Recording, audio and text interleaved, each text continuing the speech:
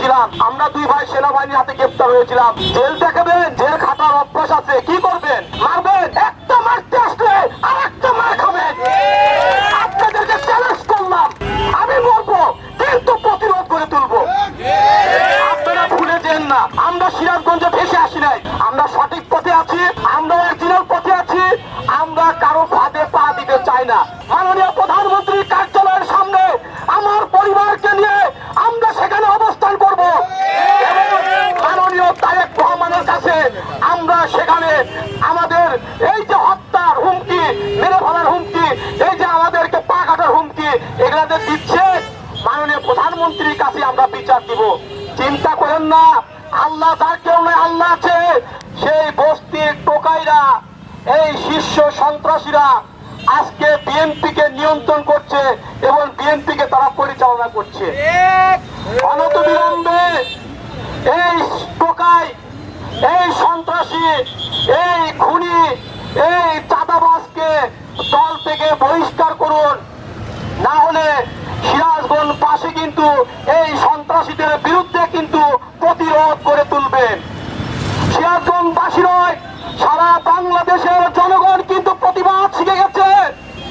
সারা বাংলাদেশের জনগণ কিন্তু শেখ হাসিনার ওই পুলিশ বাহিনী, বিডিআর বাহিনী, র্যাব এবং সেনাবাহিনী কিন্তু ছিল, অনেক ক্ষমতাধর ব্যক্তি ছিল শেখ হাসিনা, কিন্তু এই দেশের ছাত্র জনতার কাছে কিন্তু শেখ হাসিনা টিকতে পারে নাই এবং টিকতে পারবেও না। তাই আমরা বলতে চাই, এই সমস্ত সন্ত্রাসীদেরকে দল থেকে বহিষ্কার করুন। এদের কারণে দলের ক্ষতি হচ্ছে, এরা বিভিন্ন মানুষকে হুমকি ধামকি দিয়ে বেড়াচ্ছে। আরে ভাই, আমরা তো সিরাজগঞ্জ শহরের লোক, আমরা সিরাজগঞ্জ শহর বাজার স্টেশন চত্বর, সিরাজগঞ্জের প্রাণ কেন্দ্রে এখানে বসে আছি। পারলে হুমকি দেন, মেরে ফেলবেন, আসেন আমরা এখানে বসে আছি। কত ক্ষমতা, কত বড় সাহস, এসে দেখেন আমাদের গায়ে হাত দেন, আমাদেরকে মারেন, আমাদেরকে হত্যা করেন, দেখবো আপনারা কত বুকের পাটা।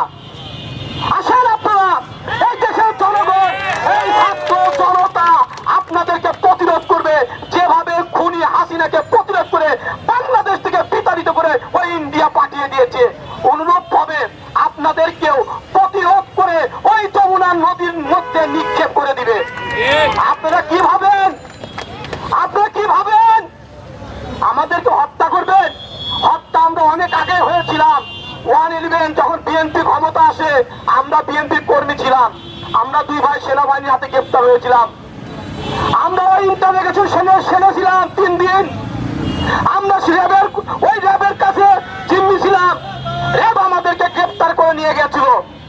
আমরা পুলিশের হাতে অনেকবার নির্যাতিত হয়েছি, গ্রেপ্তার হয়েছি, জেল জুলুম খেটেছি। আমাদেরকে ভয় দেখে হুমকি ধামকি দিয়ে কোনো লাভ নাই। আমরা মৃত্যুর ভয় করি না, মৃত্যু আমাদের অনেক আগে হয়ে গেছে। এই যে একটা ভুলার জীবন আল্লাহ দিছে, এই আল্লাহর কাছে এটা আমরা শুকরিয়া আদায় করি। জেল দেখাবেন, জেল খাটার অভ্যাস আছে, কি করবেন? মারবেন, একটা মারতে আসলে আর একটা মার খাবেন। আপনাদেরকে চ্যালেঞ্জ করলাম, যদি ক্ষমতা থাকে এসে এখানে হাত দিয়ে দেখেন, আমি বলবো কিন্তু প্রতিরোধ করে তুলবো। আপনারা ভুলে যেন না, আমরা সিরাজগঞ্জে ভেসে আসি নাই, হয়তো বরংশ কি করবেন, আমাদের নামে মামলা দিয়ে ক্ষমতার ভয় দেখিয়ে মানুষ জেল খাটাবেন। কত অভ্যাস আছে, 7 মাস 8 মাস 1 বছর 2 বছর। এই সিরাজগঞ্জের বিএনপির মধ্যে যদি নির্যাতিত পরিবার থাকে, একমাত্র সরকার পরিবার।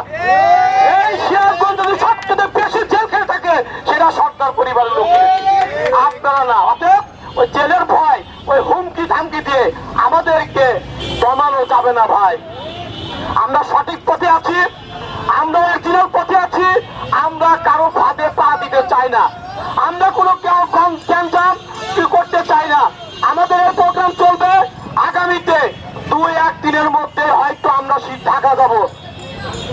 আমরা ঢাকা যে মাননীয় প্রধানমন্ত্রীর কার্যালয়ের সামনে আমার পরিবারকে নিয়ে আমরা সেখানে অবস্থান করব এবং মাননীয় তারেক রহমানের কাছে আমরা সেখানে আমাদের এই যে হত্যার হুমকি, মেরে ফেলার হুমকি, এই যে আমাদেরকে পা কাটার হুমকি, এগুলা যে দিচ্ছে মাননীয় প্রধানমন্ত্রীর কাছে আমরা বিচার দিব।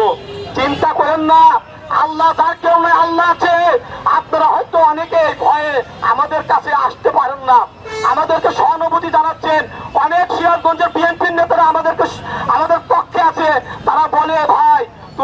চালিয়ে যাও, আমরা তোমাদের সাথে আছি, কিন্তু আমরা ভয়ে অনেক কিছু করতে পারি না। কালকে বিএনপির নেতারা প্রায় 1-150 লোক আমাদেরকে ফোন দিয়ে আমাদের পক্ষে সম্মতি জানিয়েছে যে তোমাদের এই অনশনের প্রতি আমাদের সমর্থন আছে। অতএব এই সিরাজগঞ্জবাসীও আমাদের সাথে আছে, এই বাংলাদেশের জনগণ যারা আছে তারাও আমাদের সাথে থাকবে ইনশাল্লাহ। তাই আমি বলতে চাই, হুমকি ধামকি ভয় ভীতি এগুলা বাদ দেন, এগুলা বাদ দিয়ে সঠিক পথে থাকেন। মাননীয় মন্ত্রী ইকবাল হাসান মাহমুদ টুকু চাচাকে আমি অনুরোধ করব, এই সমস্ত সন্ত্রাসী, এই সমস্ত চাঁদাবাজদেরকে দল থেকে বহিষ্কার করুন। মৃত্যুর ভয় কিন্তু করবো না, রাস্তায় দাঁড়িয়ে যাব, প্রধানমন্ত্রীর কার্যালয়ের সামনে দাঁড়াবো, যদি মৃত্যু হয় ওখানে হবে, কারণ মৃত্যু একদিন হবেই, আজ হোক কাল হোক পরশু হোক, সন্ত্রাসীদের আঘাতে হোক আর মহান আল্লাহ তাআলার কুদরতে তার হুকুমে হোক, মৃত্যু হবে। অতএব মৃত্যুর ভয় আমাদেরকে কেউ দেখাবেন না, আমরা মৃত্যুর ভয় করিও না। আঘাত আসলে পাল্টা আঘাত হবে, কথাই আছে না? এটা কার কথা? আমাদের নেত্রী, দেশ ও নেত্রী বেগম খালেদা জিয়ার কথা। অতএব আমরা সিরাজগঞ্জবাসীকে অনুরোধ করব, আপনারা যেভাবে আগামীকাল আমাদের সাথে ছিলেন, আজকে আমাদের সাথে আছেন, এবং সিরাজগঞ্জ জেলায় অগণিত মানুষ আমাদেরকে সমর্থন দিয়ে যাচ্ছে।